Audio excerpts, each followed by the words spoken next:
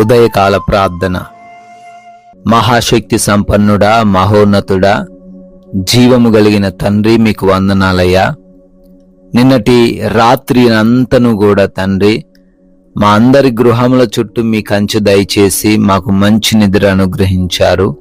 మీ రెక్కల చాటున మమ్మల్ని భద్రపరిచారు. వందనాలు తండ్రి. అవునయ్యా, ఈ రోజును చూడాలని అనేక మంది ఆశపడ్డారు, కానీ మమ్మల్ని ప్రేమించి మమ్మల్ని జ్ఞాపకం చేసుకుని సజీవులుగా నిలవబెట్టుకున్నందుకు స్తోత్రాలు. వారికంటే మేమేదో గొప్పవారము, బలవంతులము, భక్తి పరులమని కాదు గాని ప్రభువా, కేవలం మీ కృప చొప్పున్నే మాకు ఈ రోజును దయచేశారని మీ నామాన్ని మేమెంతగానో స్తుతిస్తున్నాం ప్రభువా, మహిమ పరుస్తున్నాము నాయన. ఎస్ లార్డ్, నీ వాక్యములు వెల్లడి అగుడ తోడనే వెలుగు కలుగును, అవి తెలివి లేని వారికి తెలివి కలిగించును. కీర్తనల గ్రంథము 119వ అధ్యాయము 130వ వచనము. అవునయ్యా, ఈ రోజున తండ్రి ఎంతో మంది నీ వాక్యము అనే వెలుగు లేక చీకటిలోనే జీవిస్తూ ఉన్నారు తండ్రి.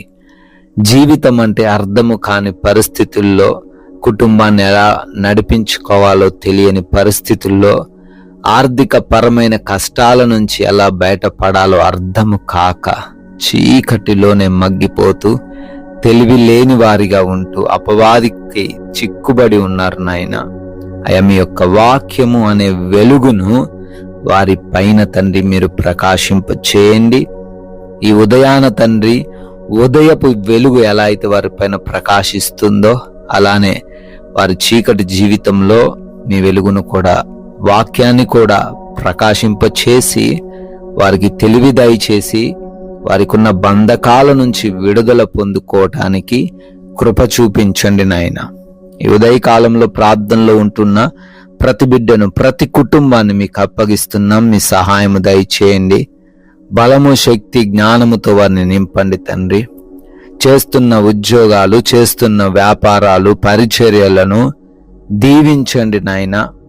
ఎవ్వరికి తండ్రి వారు తగ్గిపోకుండా, తీసిపోకుండా ప్రతి విషయంలో నూరంతలుగా ఫలిస్తూ అయా ఘనముగా అభివృద్ధి చెందే సహాయము దయచేయండి నాయన. క్రొత్తగా ఈరోజే పనులు ప్రారంభిస్తూ ఉన్న ప్రతి బిడ్డను కూడా దీవించండి.